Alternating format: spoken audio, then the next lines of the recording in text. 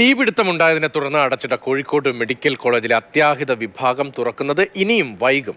ചില സാങ്കേതിക തകരാറുകൾ ഇനിയും പരിഹരിക്കാനുണ്ടെന്നാണ് ഇലക്ട്രിക് ഇൻസ്പെക്ടറേറ്റ് വിഭാഗത്തിന്റെ കണ്ടെത്തൽ. അറ്റകുറ്റപ്പണികൾ പൂർത്തിയാക്കുന്നതിലാണ് കാലതാമസം നേരിടുന്നത്.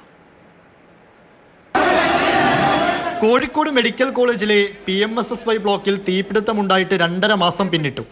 ഉടൻ തുറന്നു പ്രവർത്തിക്കുമെന്ന് ആരോഗ്യമന്ത്രി പറഞ്ഞ അത്യാഹിത വിഭാഗം ഇതുവരെ പുനരാരംഭിച്ചിട്ടില്ല. കഴിഞ്ഞ ദിവസം ഇലക്ട്രിക് ഇൻസ്പെക്ടറേറ്റ് വിഭാഗം പരിശോധന നടത്തിയെങ്കിലും തുറന്നു പ്രവർത്തിക്കാനുള്ള അനുമതി നൽകിയില്ല. ചില സാങ്കേതിക തകരാറുകൾ ഇനിയും പരിഹരിക്കാനുണ്ടെന്നാണ് ഇലക്ട്രിക് ഇൻസ്പെക്ടറേറ്റ് വിഭാഗത്തിന്റെ കണ്ടെത്തൽ. നിലവിൽ HLL ഹൈറ്റ്സ് 85% അറ്റകുറ്റപ്പണികൾ പൂർത്തിയാക്കി. പ്രശ്നങ്ങളെല്ലാം പരിഹരിച്ച് കളക്ടർ നിർദ്ദേശിച്ച സാങ്കേതിക സമിതി അനുവദിച്ചാൽ മാത്രമേ തുറന്നു പ്രവർത്തിക്കാനാവൂ. ആരോഗ്യമന്ത്രിയുടെയും മെഡിക്കൽ വിദ്യാഭ്യാസ ഡയറക്ടറുടെയും അനുമതി ലഭിച്ചതിനു ശേഷം പുനരാരംഭിച്ചാൽ മതിയെന്നാണ് മെഡിക്കൽ കോളേജ് അധികൃതരുടെ നിലപാട്. കാലതാമസം നേരിടുന്നതിൽ പ്രതിപക്ഷ സംഘടനകൾ പ്രതിഷേധത്തിലുമാണ്. നിലവിൽ അത്യാഹിത വിഭാഗം പ്രവർത്തിക്കുന്ന പഴയ കെട്ടിടം അസൗകര്യങ്ങൾ കൊണ്ട് വീർപ്പ് മുട്ടുന്ന അവസ്ഥയിലുമാണ്. മാതൃഭൂമി ന്യൂസ്, കോഴിക്കോട്.